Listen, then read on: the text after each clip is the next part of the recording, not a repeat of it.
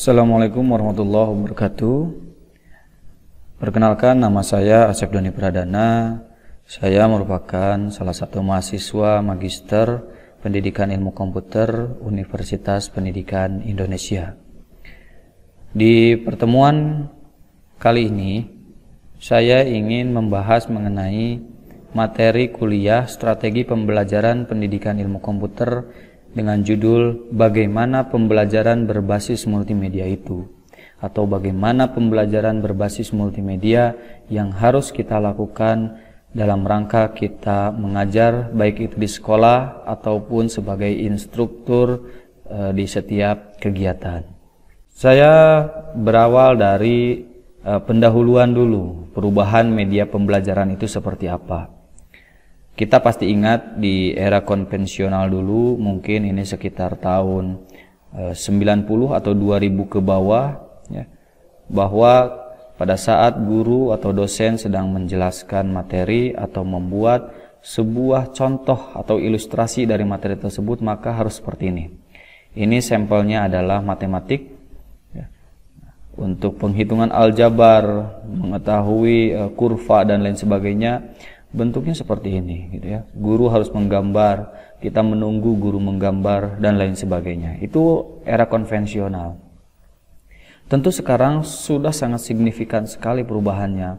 Di era digital ini salah satu ilustrasi yang saya ambil dari referensi internet mengenai perkembangan pembelajaran di era digital yang menerapkan era C generation, atau connection, convergence, collaboration, content creative, and contextual. Jadi guru tidak lagi harus membuat gambar ilustrasi yang itu harus memerlukan keahlian khusus sebenarnya. Ya. Kalau misalkan kita kembali ke era konvensional, di era konvensional ini tentunya guru tersebut harus punya keahlian seni, menggambar dan lain sebagainya. Tetapi kalau misalkan di era digital ini yang terpenting adalah guru paham bagaimana cara menggunakan komputer, ya. Kemudian referensi juga kan kita banyak, bisa menggunakan internet atau bisa juga referensi dari buku ataupun dari hal lain yang mendukung untuk proses pembelajaran di era digital. Nah, di sini ilustrasikan bahwa guru mengajar di sebuah ruangan, ya, ini mungkin komputer atau kita sekarang bisa menggunakan proyektor TV, ya. Nah, kemudian anak-anak mengakses langsung di gadgetnya atau di handphonenya, guru hanya tinggal ngeremote saja, ya, remote apa yang akan ditampilkan. Jadi tidak lagi kita harus maju ke depan untuk melihat gambar yang lebih detail dan lain sebagainya. Kita sudah tinggal mengakses saja di gadgetnya masing-masing atau di handphonenya masing-masing. Nah, itu di era C generation, dan bahkan di abad 21 ini di materi yang pernah saya ikuti bahwa yang kita harus kuasai itu ada 4C, ya, yaitu kreatif, kemudian critical thinking, kemudian communication, dan yang berikutnya ada collaboration. Nah, keempat C ini yang wajib kita kuasai di abad ke-21 ini, ya. Kita harus punya jiwa kreatif, punya pemikiran yang kritis, selalu bertanya mengenai apa yang terjadi. Kemudian kita harus pandai berkomunikasi, bergaul dengan siapapun, dan juga kita harus berkolaborasi antara satu dan yang lainnya. Kemudian berangkat dari judul bahwa kita akan mempelajari mengenai bagaimana pembelajaran berbasis multimedia. Nah, kita harus tahu dulu multimedia itu apa sih, ya. Nah, mungkin kita pernah mempelajari ini di mata kuliah teknik multimedia, ya. Nah, ini mengulas sebenarnya bahwa multimedia adalah media yang menggabungkan dua unsur atau lebih media yang terdiri dari teks, grafis, gambar, foto, audio, video, dan animasi yang secara integrasi, artinya saling berkaitan, ya, atau dapat dikontrol, atau juga berkesinambungan dengan materi yang kita sampaikan. Nah, di multimedia itu ada dua kategori. Yang pertama itu ada multimedia linier, yang kedua ada multimedia interaktif, ya. Nah, untuk multimedia linier itu adalah suatu multimedia yang tidak dilengkapi dengan alat pengontrol apapun yang dapat dioperasikan oleh pengguna. Sehingga multimedia ini berjalan secara prosedural atau sequential atau berurutan. Contoh halnya seperti kita menonton TV. Menonton TV, contoh pertandingan sepak bola. Di TV tersebut ketika kita live nonton, itu tidak bisa kita percepat. Ya. Misalkan kita pengen dari menit ke 20, tiba-tiba kita ingin langsung ke menit 45 gitu, supaya cepat babak kedua. Nah itu nggak bisa gitu ya. Itu harus sekuensial atau berurutan. Detik ke detik, menit ke menit, sampai dengan selesai. Begitu juga dengan film di bioskop. Nah itu kita tidak bisa sekeinginan kita gitu ya, menonton film langsung selesai karena filmnya tidak seru dan lain sebagainya, atau hanya dipilih berdasarkan part yang kita rasa kita sukai ya. Nah itu multimedia linear.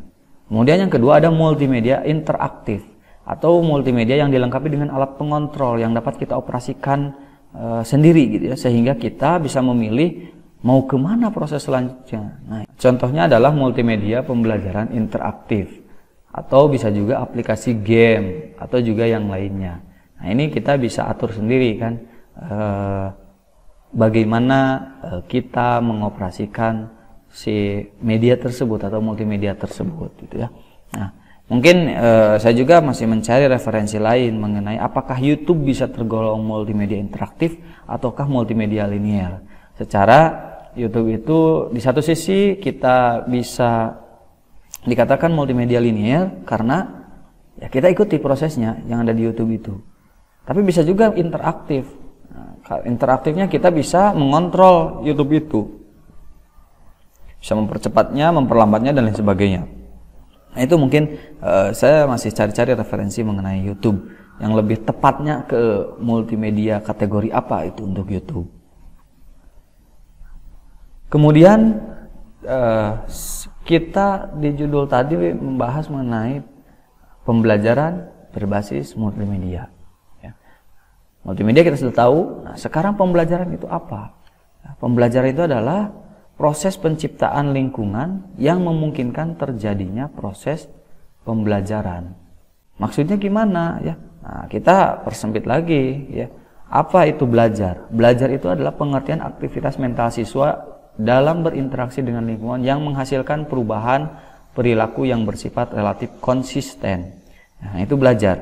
Jadi aktivitas siswa yang dilakukan secara berulang-ulang ya, yang merubah perilaku siswa tersebut dan konsisten dilakukan. Kemudian untuk lingkungannya sendiri adalah aspek yang paling penting dalam aktivitas pembelajaran karena lingkungan tersebut dapat merubah siswa. Jadi pembelajaran itu bisa dikatakan proses untuk menciptakan lingkungan yang memungkinkan terjadinya proses pembelajaran yang proses belajarnya itu dilakukan secara berulang-ulang dan konsisten sehingga dapat merubah perilaku siswa tersebut gitu ya. Itu adalah pembelajaran. Jadi multimedia pembelajaran atau multimedia berbasis pembelajaran atau pembelajaran berbasis multimedia itu adalah pemanfaatan kombinasi beragam media antara teks, audio, video, grafis, gambar, chart, dan animasi ataupun yang lainnya. Jadi pemanfaatan beragam media yaitu media yang ada seperti halnya teks, audio, video, grafis, dan lain-lain secara harmonis dengan bantuan teknologi komputer sehingga menghasilkan sesuatu sinergi untuk mencapai tujuan pembelajaran. Nah, jadi simpelnya adalah pembelajaran berbasis multimedia itu adalah pembelajaran yang didukung dengan menggunakan komputer yang di dalamnya terdapat video, animasi, teks, grafis, dan lain-lain sehingga pembelajaran itu bisa dilakukan untuk mencapai tujuan-tujuan pembelajaran. Itu multimedia pembelajaran atau pembelajaran berbasis multimedia. Manfaat multimedia untuk apa? Manfaat multimedia yang pertama itu memperbesar benda yang sangat kecil yang tidak tampak oleh mata. Nah, itu bisa. Ya, misalkan kita ingin mendeteksi kuman atau bakteri atau elektron. Bayangkan kalau misalkan tidak ada multimedia atau tidak ada teknologi, mungkin hal-hal kecil itu tidak bisa kita lihat oleh mata. Ya, kita hanya bisa melihat dari gambar di buku gitu ya. Nah, buku pun kan itu hasil daripada teknologi yang digunakan, misalkan pakai mikroskop dan lain sebagainya gitu ya. Nah itu langsung dicetak melalui buku. Nah itu juga sama sebenarnya ya, pakai teknologi. Nah, jadi dengan adanya multimedia kita bisa melihat benda-benda yang sangat kecil yang tidak tampak oleh mata. Kemudian yang kedua, itu bisa memperkecil benda yang sangat besar yang tidak mungkin bisa dihasilkan di sekolah. Contohnya kita ingin melihat struktur fisiologi dari gajah ya. Tentu kan tidak mungkin menampilkan gajah ke sekolah, atau tidak mungkin juga kita punya miniatur gajah yang sangat luar biasa gitu ya, atau juga desain rumah, kemudian gedung beserta hal-hal atau komponen-komponen kecil yang ada pada gedung tersebut. Itu tidak mungkin kita tunjukkan secara langsung di tempat kita mengajar atau dihadirkan di sekolah. Tapi dengan adanya multimedia itu kita bisa mengetahuinya. Nah, dengan beberapa aplikasi, misalkan dengan AutoCAD, kemudian juga dengan gambar-gambar atau miniatur-miniatur gambar dan lain sebagainya. Itu bisa dilihat. Kemudian yang ketiga, menyajikan benda atau peristiwa yang kompleks, rumit dan berlangsung cepat atau lambat, seperti halnya tubuh manusia. Nah, misalkan sistem kerja tubuh manusia, jantung memompa aliran darah, kemudian menyebar ke seluruh tubuh, dan lain sebagainya. Serumit itu pekerjaan atau hal yang dilakukan di dalam tubuh manusia, itu bisa dilakukan dan bisa diilustrasikan dengan menggunakan multimedia. Kemudian juga bisa menampilkan bekerjanya suatu mesin, mesin pencetakan, mesin pembuat alat-alat elektronik, atau juga alat-alat mekanik dan lain sebagainya, itu bisa dilihat. Atau juga bisa melihat yang lebih luas lagi peredarannya planet di luar angkasa sana. Dengan adanya teknologi kita bisa melihat, oh seperti ini, ternyata terjadinya evolusi itu seperti ini, terjadinya perputaran itu seperti ini, dan lain sebagainya. Yang keempat, itu menyajikan benda atau peristiwa yang jauh. Nah, multimedia juga bisa melakukan ini ya. Adanya teleskop misalkan ya, kita bisa melihat bagaimana sih bentuk bulan, ada apa di bulan ya, kemudian bintang, kemudian juga salju dan lain-lain. Yang kelima, itu menyajikan benda atau peristiwa yang berbahaya. Nah, dengan adanya multimedia kita bisa ilustrasikan gunung meletus itu seperti apa ya. Kemudian harimau, cara kerja harimau dan lain sebagainya, bisa melihat bagaimana harimau berburu gitu ya. Kemudian contoh racun bekerja dan lain sebagainya. Itu bisa kita manfaatkan multimedia sebagai medianya untuk dapat menampilkan kepada siswa kita dalam pembelajaran. Nah, yang terakhir itu dengan adanya multimedia kita bisa meningkatkan daya tarik siswa terhadap materi yang akan kita ajarkan, sehingga siswa menjadi tertarik karena adanya multimedia itu ya. Nah, dengan visual-visual, nah sekarang itu lebih menarik, karena kalau dulu metodenya kita hanya berceramah saja, bercerita, mungkin hanya sekian persen yang bisa diterima oleh siswa. Kemudian beralih dengan adanya buku, ya, buku paket, ya, misalkan. Nah itu membaca dan mendengarkan itu juga mungkin hanya sekian persen naiknya.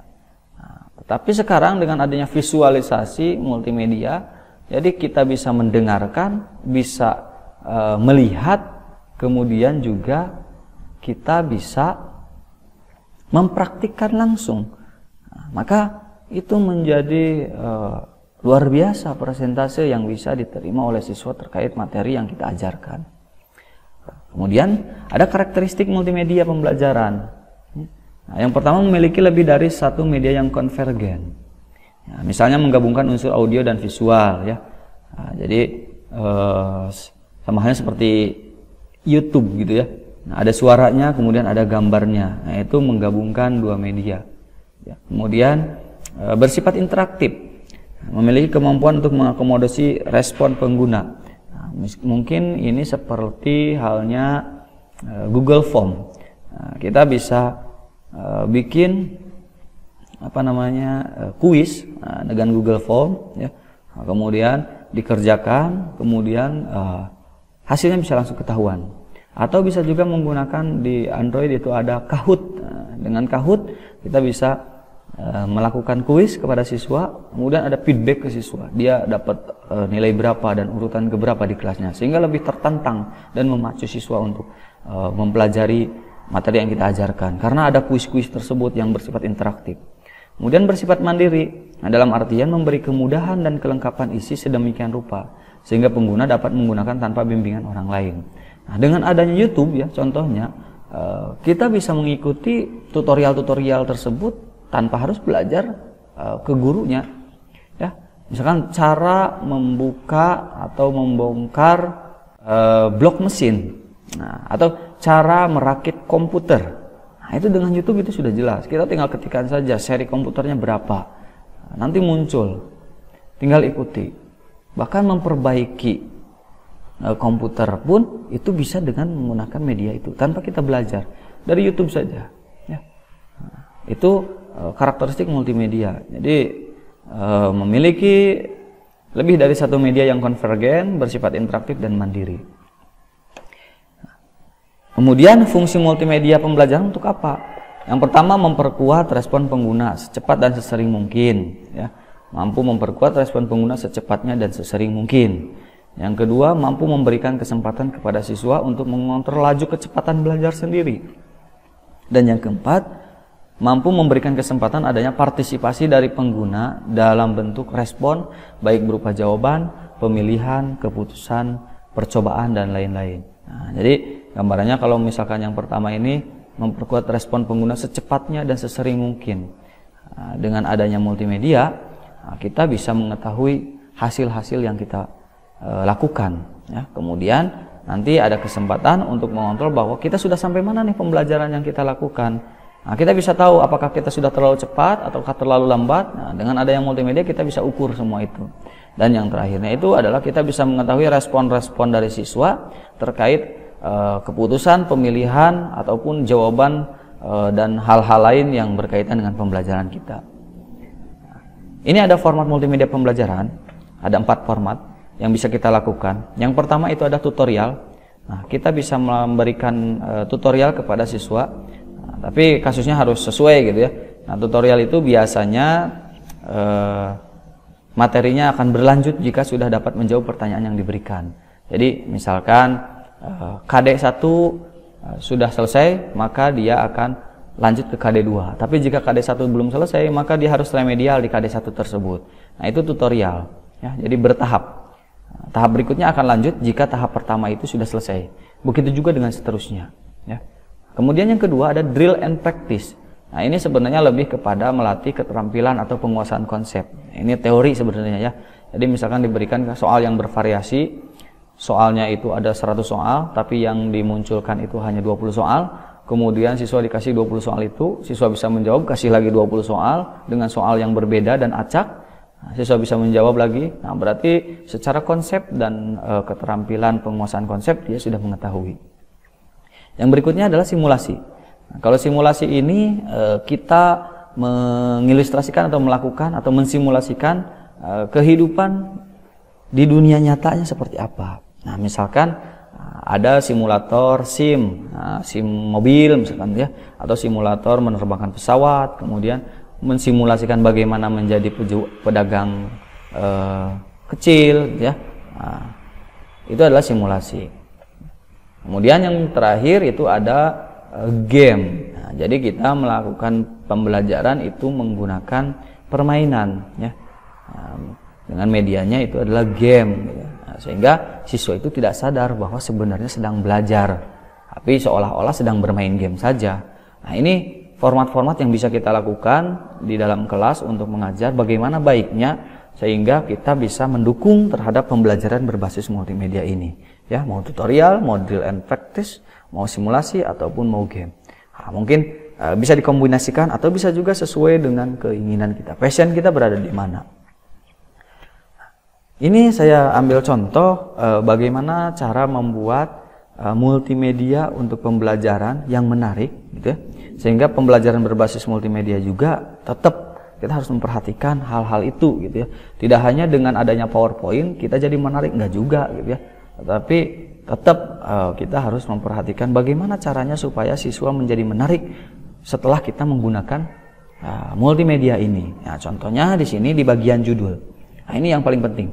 Nah, tadi saya sudah tunjukkan di bagian awal judulnya seperti itu. Nah, karena yang biasa kita lakukan seperti ini nih.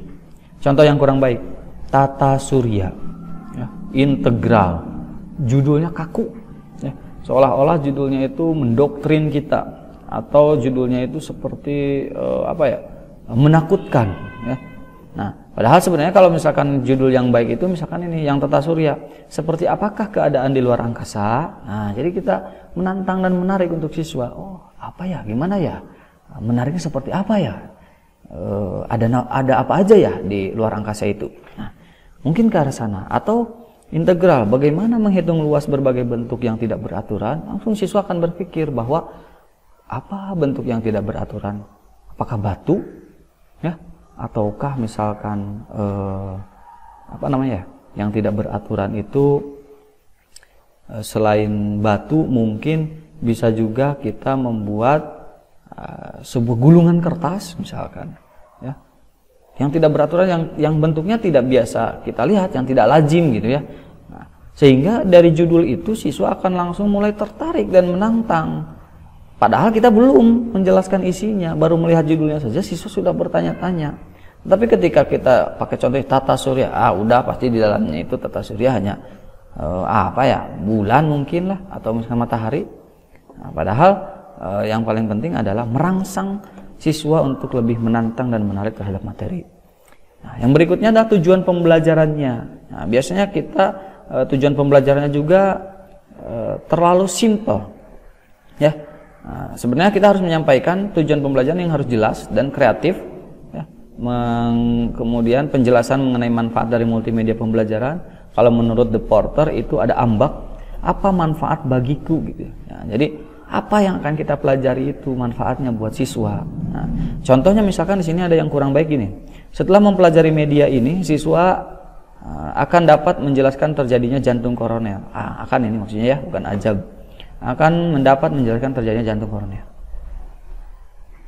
Ini memang benar, ya, tujuannya itu. Jadi setelah mempelajari materi ini misalkan, siswa jadi tahu jantung koroner. Tapi kalau misalkan yang baik itu adalah dalam waktu 15 menit, Anda atau kamu akan mampu menjelaskan hal-hal yang dapat menyebabkan terjadinya jantung koroner dengan baik. Artinya apa? Oh, simpel berarti mengenai masalah jantung koroner itu, ya. Nah, jadi dari waktu saja 15 menit sudah tahu seperti apa, ya. Nah, itu akan ke sana nanti larinya si siswa itu. Kemudian apersepsi, di bagian apersepsi ini atau kegiatan awal pembelajaran, nah, itu siswa harus diajak oleh kita ke dunia kita, ya. Nah, gunakan bahasa yang menantang juga supaya siswa merasa berkomunikasi dengan media kita. Nah, misalkan contoh, selamat datang dalam software pembelajaran matematika. Dalam pembelajaran ini kamu akan mempelajari bla bla bla dan seterusnya. Nah, biasanya tampil dalam bentuk teks atau narasi pembukaan multimedia gitu kan biasanya. Nah, sebenarnya kita bisa rubah menjadi matematika ada di setiap sudut pandang kehidupan kita. Bisakah kita membuktikannya? Jadi diawali dengan tanda tanya terus, bertanya-tanya terus, sehingga siswa berpikir, tidak di judgement bahwa itu adalah pernyataan, gitu ya. Nah, telusuri perangkat lunak yang ada di hadapan kamu atau Anda, gitu ya, dan Anda akan mendapatkan betapa matematika begitu indah dan bersahabat dengan kita, karena dia ada di kehidupan kita. Nah, gitu, ya. Jadi dikait-kaitkan. Nah, kalau misalkan di pemrograman juga sama, bagaimana struktur data itu diterapkan, atau bagaimana proses sortir itu diterapkan. Nah, kita contohkan di dunia nyata seperti apa, ya? Atau antrian itu seperti apa, tumpukan di sistem itu seperti apa, contohkan, ngantri di bank, ngantri di mana dan lain sebagainya, supaya si anak lebih kebayang gitu apa yang kita sampaikan. Nah, kemudian untuk bagian intinya, uraiannya yang komunikatif. Ya. Nah, multimedia juga bisa menyebabkan ketidakjelasan atau bisa juga menyebabkan permasalahan. Permasalahan apa? Nah, dengan adanya multimedia bisa jadi gambarnya full, teksnya yang full dan lain sebagainya. Padahal itu tidak menarik bagi siswa. Yang paling penting adalah multimedia itu digunakan secara proporsional antara kombinasi teks, gambar, audio dan videonya sesuai. Nah, kemudian gunakan bahasa yang tepat. Nah, ini contoh yang kurang baik nih dari uraian yang komunikatif. Pengertian biaya dan unsur. Nah, jadi langsung biaya adalah, unsur adalah, seperti itu. Padahal seharusnya apa yang dimaksud dengan biaya? Perlukah kita berusaha memperolehnya? Tentu perlu, bukan? Nah, jika usaha yang kita perlukan disebut pengorbanan dan kita beri satuan untuk setiap pengorbanan tersebut dengan satuan yang uang terbesar harga pasar itu, maka pengorbanan yang dilakukan disebut sebagai biaya. Nah, ini lebih ke sana sih sebenarnya ya. Jadi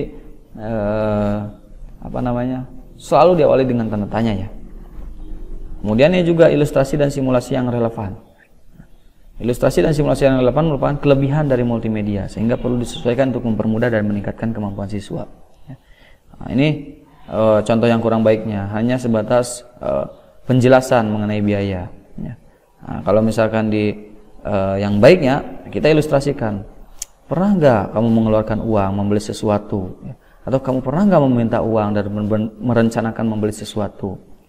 Nah, itu biaya sebenarnya, gitu kan? Nah, beda kan dengan ini, biaya adalah pengorbanan yang dilakukan untuk proses produksi yang dinyatakan dengan satuan uang menurut harga pasar yang berlaku, baik yang sudah terjadi maupun yang akan terjadi.